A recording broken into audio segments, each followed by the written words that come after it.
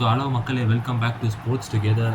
So இந்த video எதை பற்றினா சென்னை எஃப்சியோடைய ப்ரிவியூவை பற்றி. சென்னை எஃப்சியோட சீசன் ஸ்டார்ட் ஆக போகுது. நாளைக்கு ஒடிஷா எஃப்சி சந்திக்கிறாங்க அவையில். ஆல்ரெடி ஒடிஷா எஃப்சி நம்ம மண்டோகா ட்ராஃபியில் சந்தித்தோம். ஒடிஷா எஃப்சி வந்து ரன்னர் அப்ஸ் வேறு அண்ட் ஒரு மட்டமான கேம் பிளே தான் காமிச்சோம். பட் நம்ம அதை பற்றி பேசாமல் சென்னை எஃப்சியோட ப்ரிவியூவாக பார்ப்போம். சென்னை எஃப்சி டீம் எப்படி இருக்குது, இந்த வாட்டி ஸ்குவாடை ஓவன் காயில் தான் சூஸ் பண்ணியிருக்காரு. நிறைய சர்ச்சைகள் இருக்குது. லைக் சிமாச்சுக்கு வேணுமா, வில்மர் ஜார்டன் வேணுமா, ரெண்டு பேருமே ஒரே டைப் ஆஃப் பிளேயர்ஸ் எதுக்கு அப்படின்ற கேள்வியெல்லாம் இருக்குது. எல்லாத்தையும் பற்றியுமே இந்த வீடியோவில் நம்ம பேசுவோம். பட் பிஃபோர் தட் சேனலுக்கு ஆதரவு கொடுங்க. ஸோ ஒன் அண்ட் ஒன்லி எப்போ நீங்கள் வந்து நம்ம சேனல் ரீச் ஆகுதோ அப்போ தான் நமக்கு நிறைய கண்டென்ட்ஸ் போட முடியும் அண்ட் நீங்களும் இன்ட்ராக்ட் பண்ண முடியும். ஸோ இன்ட்ராக்ட் பண்ண தான் ஐடியாஸ் நிறைய கிடைக்கும் அண்ட் வீடியோஸ் நிறைய போடுறதுக்கு இன்ட்ரெஸ்ட்டாக இருக்கும். ஸோ நிறைய பேர் யாரெல்லாம் பேசுகிறதுக்கு ரெடியோ, ஸோ அவங்களாம் வந்து கமெண்ட் செக்ஷன்லேயும் சொல்லுங்கள், சப்ஸ்கிரைப் பண்ணுங்கள், மறக்காமல் ஷேர் பண்ணுங்கள். அப்போ தான் வீடியோ நிறைய ரீச் ஆகும், சேனலும் பெருசாகும். சரி, கண்டென்ட்டுக்கு வருவோம். சென்னை எஃப்சிங்க இது வரைக்கும் ஒரு லாஸ்ட்டாக ஒரு 3-4 சீசன் பார்த்திங்கன்னா ரொம்பவே ஒரு நம்ம படாததே இல்லை, இந்த கிளப்பில் நம்ம படாததே இல்லை அப்படின்ற மாதிரி இருந்தது.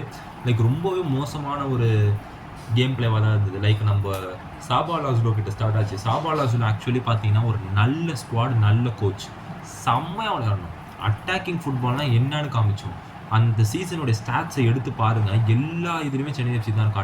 அட்டாக்கிங்காக இருக்கட்டும், நல்ல டிஃபென்ஸாக இருக்கட்டும், எல்லாத்துலேயுமே சென்னை எஃப்சி இருக்கும். பட் கோல் ஸ்கோரிங் மட்டும் நம்மக்கிட்ட கிடையாது. ஷார்ட்ஸ் ஆன் டார்கெட் எல்லாமே சென்னை எஃப்சி தான்.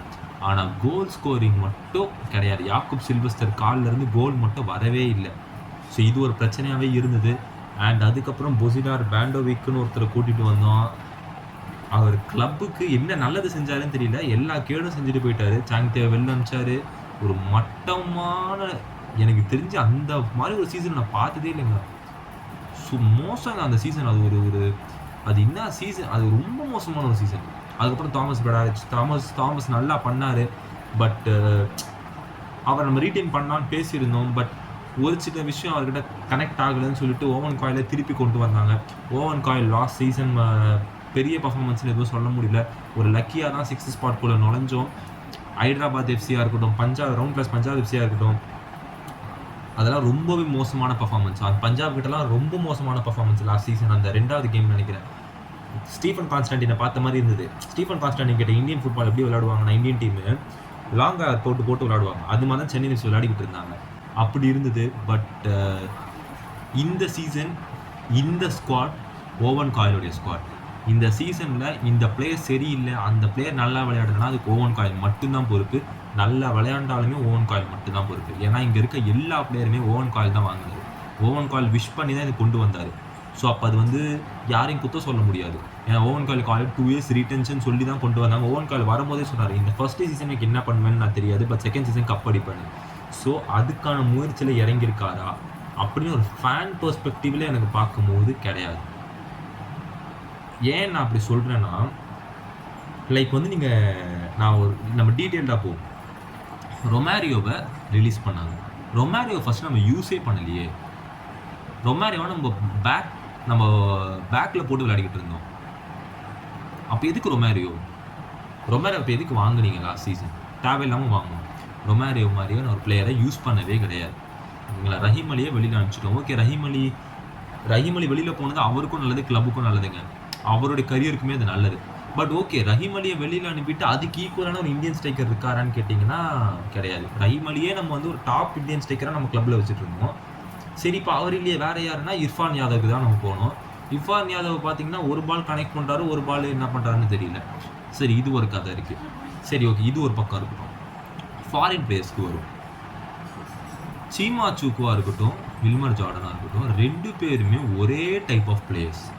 பாடி ஃபிசிக்கல் வெயிட் வச்சிருக்க பிளேயர்ஸ், ஃபிசிக்கல் கேம் வச்சிருக்க பிளேயர். ஃபிசிக்கல் கேம் நான் ஒத்துக்கிறேங்க. ஓவன் காயிலோடைய ஸ்ட்ராட்டஜி என்னன்னா, சில இப்போ டீம்ஸ் லைக் கேரளா பிளாஸ்டர்ஸ் பார்த்தீங்கன்னா ஃபிசிக்கல் பிளேயர்ஸ்க்கு ரொம்ப கஷ்டப்படுவாங்க. ஃபிசிக்கலாக இருக்க பிளேயர்ஸ்க்கு டிஃபெண்டிங்கில் ரொம்ப கஷ்டப்படுவாங்க. பட் அதே ஸ்ட்ராட்டஜி தான் மற்ற எல்லா டீமுக்குமா. இப்போது மோகன் பகான் கிட்டலாம் எடுத்திங்கன்னா கஷ்டம். மோகன் பகான்னா கஷ்டம். ஸோ அப்படின்னும் போது நான் என்ன எக்ஸ்பெக்ட் பண்ணேன்னா, லைக் நீங்கள் வந்து இப்போ ஜார்டனை வாங்கிட்டீங்கன்னா வேறு டைப் ஆஃப் சீமாக்கு பதிலாக வேறு மாதிரி ஒரு பிளேயருக்கு போயிருக்கலாம். எனக்கு அதுதான் ஒரு கேள்வியே. ஏன்னா ஃபர்ஸ்ட்லி நீங்கள் 2 பேருமே ஒரு சிமிலர் டைப் ஆஃப் பிளேயர்ஸு. அப்படின்னா எதுக்கு நம்ம ஏன் ஒரே டைப் ஆஃப் பிளேயர்ஸ்க்கு எதுக்கு திருப்பி போகணும்? உங்கள் பர்ஸ் வந்து 2 crores சொல்லிட்டீங்க, ஓகேங்களா? ஓகே, பர்ஸ் வந்து கம்மி, அப்படி ஒரு பிரச்சனைக்கு வரீங்கன்னு வச்சுக்கோங்க. இப்போ இந்த சிட்கார்ட் நினைக்கிறேன், அவரோட பேர் நான் தப்பாக ப்ரொனன்சியேட் பண்ணேன்னா கீழே கமெண்ட் செக்ஷனில் சொல்லுங்கள், ஓகேங்களா? மும்பை சிட்டியில் இருந்தார், ஓகே. அவருடைய இதுவும் 2 crore தான். ஃபேபுலஸ் பிளேயர், விங்ஸில் ஃபேபுலஸ் பிளேயர். அவருடைய பர்ஸுமே 2 crore. நீங்கள் அவர் நல்ல ஒரு பிளேயர், அவருக்கு போயிருக்கலாம். பட் நம்ம என்ன பண்ணுவோம், சீமாச்சுக்கு போவோம். சீமாச்சுக்கு ஒன்றுமே பண்ணலைங்க, பண்டோகா ட்ராஃபிலுக்கு எதுவுமே பண்ணலை. எனக்கு தெரிஞ்சு அவர் பால் டச் வாங்கினதை விட கீழே விழுந்து ஃபவுல் வாங்கினது தான் அதிகம். எதுவுமே பண்ணல, utter worst game play. So இப்போ இந்த 2 பிளேயரை வச்சு எப்படி ஓவன் காயில் டீமை பிளே ஆஃப் கொண்டு போகிறான்னு தெரியும். இது ஒரு சாம்பியன் சைட், பட் இப்போது நம்ம ஒரு பிளே ஆஃப் போகிறதுக்கு கஷ்டப்பட்டு இருக்கோம். நம்மளுடைய கோர் எல்லாத்தையுமே விட்டுட்டோம். இன்னொரு ப்ராப்ளம் சென்னை எஃப்சி காலங்காலமாக என்னென்னா, ஒரு பிளேயரை வாங்குவாங்க, அந்த பிளேயரை க்ரூம் பண்ணுவாங்க, அதுக்கப்புறம் லோன்லாம் அனுப்பிடுவாங்க. ஆயுஷ் அதிகாரியை வந்து அடுத்த டாப்பான்னு சொல்லி வாங்கினாங்க. போன வருஷம் ஒரு பிலோ ஆவரேஜ் பர்ஃபார்மன்ஸ்னு வச்சுப்போம், ஓகேங்களா? இல்லை ஒரு ஆவரேஜ் பர்ஃபார்மன்ஸ் கூட வச்சுக்கோங்க. இந்த சீசன் டாட்டா பாபாய் சொல்லி அமைச்சிட்டோம். அப்போ எதுக்கு ஆயுஷ் அதிகாரி? ஒரு சீசனுக்கு நீங்கள் ஒருத்தர் வாங்குறீங்களா? அப்போ உங்கள் இந்தியன் கோர் எப்போ தான் ஃபார்ம் ஆகும்? தாப்பா மாதிரியான பிளேயரை வெளில விட்டோம், சாங்தே மாதிரியான ஒரு பிளேயரை வெளியில் விட்டோம், எட்வினை வெளியில் விட்டோம். ஸோ நிறைய கேள்விகள் இருக்குது சென்னை எஃப்சி கிட்ட. இதை சென்னை எஃப்சி எப்படி கையாள போகிறாங்க, எப்படி கொண்டு வர, ஓவன் காய் என்ன ஸ்ட்ராட்டஜி வச்சுருக்காரு? பேக் லைன் ஓகே, ரியான் எட்வர்ட்ஸாக இருக்கட்டும், எல்சினோவாக இருக்கட்டும், டின்போயாவாக இருக்கட்டும், அது ஒரு மாதிரி இருக்குது. But up front and middle பார்த்தீங்கன்னா ரொம்ப கஷ்டம். இப்போ லூகாஸ் பேம்ப்ரேலாக்கு இதுவே கிடையாது, லைக் அடுத்த பிளேயரே கிடையாது. அவர் இன்ஜுரி ஆனாருன்னா ரீப்ளேஸ்மெண்ட் கிடையாது. அப்போ நீங்கள் என்ன பண்ணுவீங்க? அப்போ லூகாஸை நீங்கள் ப்ரிசர்வ் பண்ணி ஆகணும், லூகாஸை ரொம்பவே ப்ரிசர்வ் பண்ணி ஆகணும். அப்போ நீங்கள் என்ன பண்ணுவீங்க தெரியல. நிறைய கேள்விகள் இருக்குங்க. உங்களுக்கு ரீப்ளேஸ்மெண்ட் இல்லை, உங்கள் அட்டாக்கிங் மிட்ஃபீல்டர் எவ்வளோ ஸ்ட்ராங்னு தெரியல. இப்போ இன்கேஸ் நான் இன்னொரு கேள்வி கேட்குறேன், என்னடா அவசரமாக பேசுகிறேன்னு நினைக்காதீங்க. பட் ஒரு கேள்வி என்னன்னா, இப்போ இன்கேஸ் லூகாஸ் வந்து ஒரு மட்டமாக பர்ஃபார்ம் பண்ணுறாருன்னு வச்சுக்கோங்க, மட்டமாக பர்ஃபார்ம் பண்ணுறாரு அப்படின்னா யாருக்கு பால் சப்ளை போகும்? வில்மர் ஜார்டனாக இருக்கட்டும், சீமாச்சுக்காக இருக்கட்டும், நீங்கள் பாலை பாக்ஸில் காலாண்டு வச்சு கொடுத்தா மட்டும் தான் அடிக்கிற மாதிரியான பிளேயர்ஸ். இப்போ லூகாஸ் சரியாக விளையாடனா யார் பால் கொடுப்பா?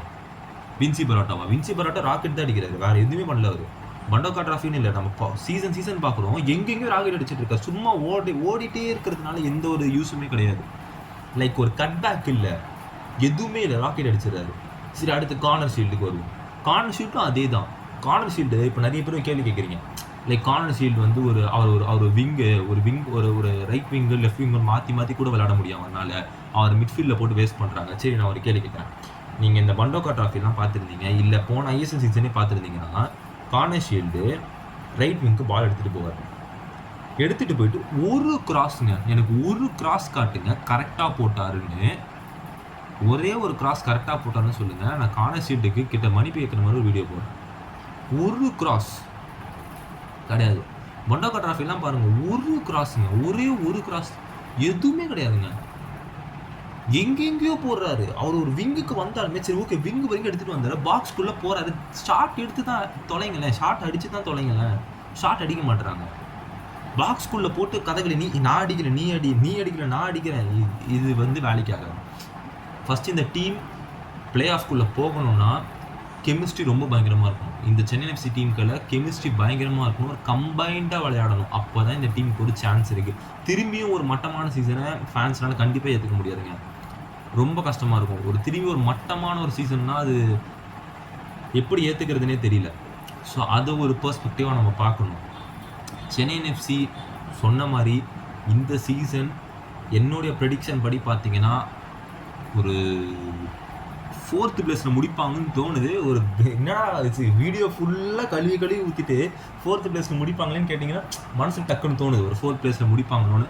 பட் இந்த டீமை வச்சு நீங்கள் சொன்னீங்கன்னா 6th இருந்து தாங்க 6 to 8 ஃபினிஷ் பண்ணுற டீம் தான் இது. பட் இது ஓவன் காயில் வாங்கின டீம். இன்கேஸ் இந்த டீம் பர்ஃபார்ம் பண்ணனா சாக் ஓவன் காயில், சிம்பிள். என்னடா திரும்பி சாக் பண்ணணுமா? உண்மை தான்.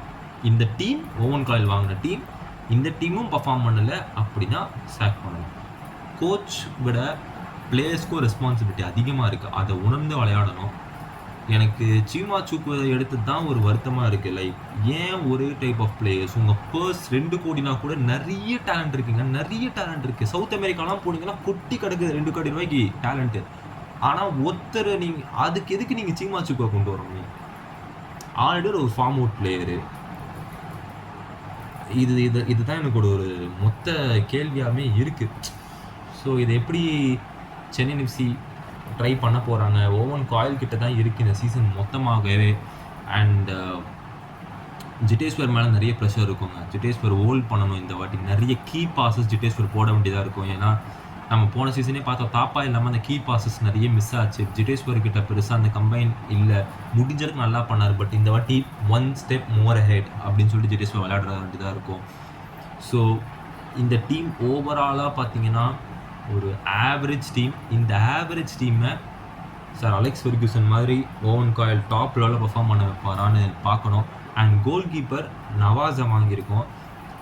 பட் சமிக் மித்ராவா, மோஹிட்டா, அது என்ன கதைன்னு தெரியல. நவாஸ் விளையாடவே இல்லைன்னு தெரியல. பட் நவாஸ் பார்த்தீங்கன்னா, நவாஸை நீங்கள் டெஸ்ட் பண்ணிங்கன்னா வில் டூ பிளண்டர்.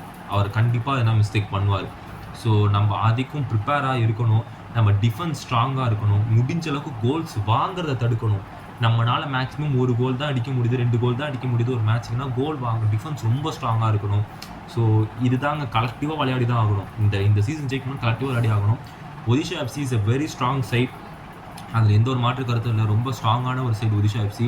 சர்ஜில் ஒபேரா கையில் இன்னும் யூகோ பூமாஸ் மாதிரி ஒரு ஹார்ட் கிரியேட்டர் இருக்காரு அங்கே. மொட்டோட ஃபாலாக இருக்கட்டும், அஹமத் ஜஹூவாக இருக்கட்டும், ராய் கிருஷ்ணாவாக இருக்கட்டும், நம்ம ரஹீம் அலி அங்கே போயிருக்காரு. மேபி நல்லா இருக்கலாங்க. ஏன்னா நான் ஒரு 3 years பேக் வேறு ஒரு சேனலில் நான் சொல்லியிருந்தேன், லைக் சாங் தேவர் நீங்கள் சர்ஜில் ஒபேரா காமிச்சிங்கன்னா பட்டி டிங்கரிங்லாம் பார்த்து பாருங்கள், ஒரு புதுப்பிச்சு ஒரு ஆளாக கொண்டு வருவாருன்னு. அதை செஞ்சார். ரஹீம் அலியுமே அது மாதிரி மாத்திரம் நல்லாயிருக்கும். ஒரு இந்தியன் ஃபுட்பாலுக்கு நல்லாயிருக்கும். கிளப்பெல்லாம் விட்டுடுங்க, இந்தியன் ஃபுட்பாலுக்கு ஸ்ட்ரைக்கர் இல்லை. மன்வீர் அலியை தான் நம்ம ஒரு ஸ்ட்ரைக்கராக எக்ஸ்பெக்ட் பண்ணிகிட்டு இருக்கோம். மன்வீர் அலி எனக்கு நான் அது வார்த்தையில் அது நம்ம இந்தியன் ஃபுட்பால் பற்றி தனியாக ஒரு வீடியோ போடுவோம். நெக்ஸ்ட்டு லெபனான் கிட்டலாம் நமக்கு மேட்சஸ் வருது பார்த்திங்கன்னா, அப்போ நம்ம போடுவோம். ஸோ அது ஒரு நல்லா இருக்கும். ரஹீம் அலி நல்லா பர்ஃபார்ம் பண்ணால் நமக்கும் சந்தோஷம் தான். ஒரு இந்தியன் ஃபுட்பால் ஃபேனாக ஒரு ஸ்ட்ரைக்கர் கிடைப்பாங்க.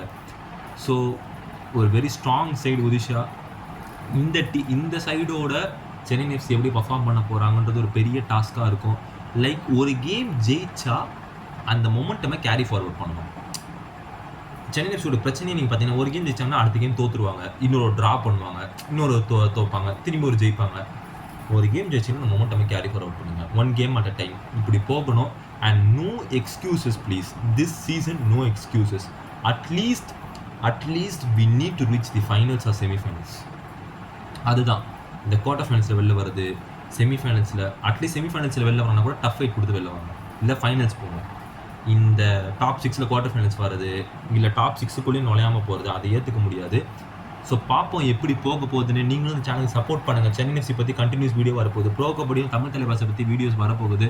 இப்போ நான் கொஞ்சம் ஃப்ரீயாக இருக்கேன். ஸோ கண்டிப்பாக நிறைய வீடியோஸ் வரும். அண்ட் ஐபிஎல் சீசன் ஸ்டார்ட் ஆக போகுது. இந்தியன் ஃபுட்பாலோடைய ஃபிக்சர்ஸும் வந்துக்கிட்டு இருக்குது. மனோலோ மார்க்கஸ் கீழே ஆல்ரெடி சிரியா கிட்ட பார்த்தோம் நம்ம கேம் பிளே. லைக் செகண்ட் ஹாஃபில் ரொம்ப நல்லாவே பண்ணாங்க. நம்ம நிறைய கேள்விகள் இருக்குது நமக்கு. ஸோ இவரை இறக்கிருக்கலாமா, அவரை ஏன் இறக்கணும் அப்படின்ற மாதிரிலாம் அதை நம்ம திரும்பி இந்தியன் ஃபுட்பாலுக்கு தனியாக ஒரு வீடியோ பண்ணுவோம். ஸோ சப்போஸ் சேனலுக்கு ஐஸ் முடிஞ்சு சப்ஸ்கிரைப் பண்ணுங்கள், ஷேர் பண்ணுங்கள். ஸோ அப்போ தான் சேனல் நிறைய ரீச் ஆகும். ஸோ இன்னொரு சென்னை எஃப்சி ஒரு வீடியோவோட மேபி ஒரு ரிவ்யூ வீடியோவாக இருக்கும் நினைக்கிறேன். ஒடிஷா எஃப்சி கிட்ட ரிவ்யூ வீடியோவில் சந்திப்போம். நன்றி.